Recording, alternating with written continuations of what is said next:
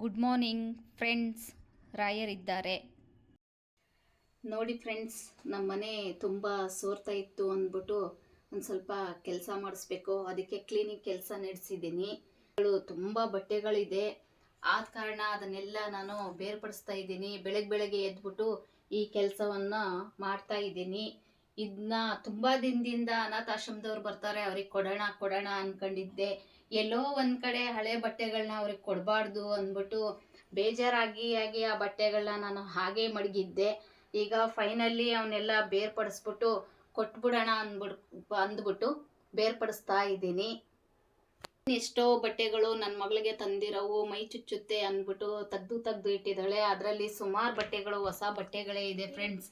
ಅದಕ್ಕೆ ನಾನು ಇವಾಗೆಲ್ಲ ಬೇರ್ಪಡಿಸ್ಬಿಟ್ಟು ಅವ್ರಿಗೆ ಬಂದವರಿಗೆ ಕೊಟ್ಬಿಡೋಣ. ಇನ್ನು ಮನೆ ಕ್ಲೀನಿಂಗ್ ಕೆಲಸ ಆದ್ಮೇಲೆ ತಿರ್ಗಾ ಅದನ್ನೆಲ್ಲ ಜೋಡಿಸೋದು ಬೇಡ ಅಂದ್ಬಿಟ್ಟು ತೆಗಿತಾ ಇದ್ದೀನಿ. ಏನು ಮಾಡೋದು, ಹೊಸ ಬಟ್ಟೆಗಳೇ ಕೊಡ್ಸೋಣ ಅನ್ನೋಷ್ಟು ಮನಸ್ಸಲ್ಲಿದೆ. ಆ ರಾಯರು ಅಯೋಗ್ಯತೆ ನನಗಿನ್ನೂ ಕೊಟ್ಟಿಲ್ಲ. ನೋಡಿ, ಈ ರೀತಿ ಸುಮಾರು ಚೆನ್ನಾಗಿರೋ ಬಟ್ಟೆಗಳೇ ಇದ್ದಾವೆ.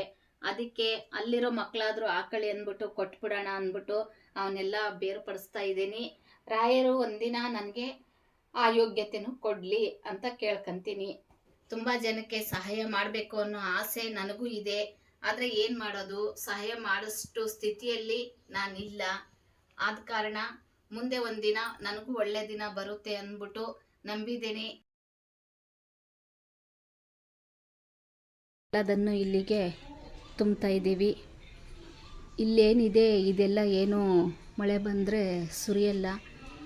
ಅದಕ್ಕೆ ಎಲ್ಲ ಇಲ್ಲಿಗೆ ಶಿಫ್ಟ್ ಮಾಡ್ಕೊಂಡು ಒಳಗಡೆ ಕೆಲಸ ಎಲ್ಲ ಮುಗಿಸಿದ ಮೇಲೆ ಆಮೇಲೆ ನೀಟಾಗಿ ಒಳಗಡೆ ತಗೊಂಡೋಗ್ಬಿಟ್ಟು ತಿರ್ಗ ಎಲ್ಲ ರೆಡಿ ಮಾಡಿ. ಎಲ್ಲ ಸುರಿಯುತ್ತೆ, ಮಳೆ ಬಂದರೆ ರಾತ್ರಿ ಮಲಗೋಕ್ಕಾಗಲ್ಲ, ಅಷ್ಟೊಂದು ಕಷ್ಟ ಆಗ್ತಿದೆ.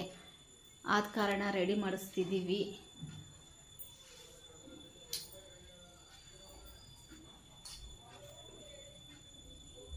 ಬೆಳಗ್ಗೆ ಕ್ಲೀನಿಂಗ್ ಕೆಲಸ ತುಂಬ ಇರುತ್ತೆ ಅಂದ್ಬಿಟ್ಟು ಅಕ್ಕಿ ಉನಿ ಹಾಕಿ ಹಿಟ್ಟು ರುಬ್ಕೊಂಡಿದ್ದೆ. ಈಗ ಬ್ರೇಕ್ಫಾಸ್ಟಿಗೆ ಇಡ್ಲಿ ರೆಡಿ ಮಾಡ್ತಿದ್ದೀನಿ ಫ್ರೆಂಡ್ಸ್.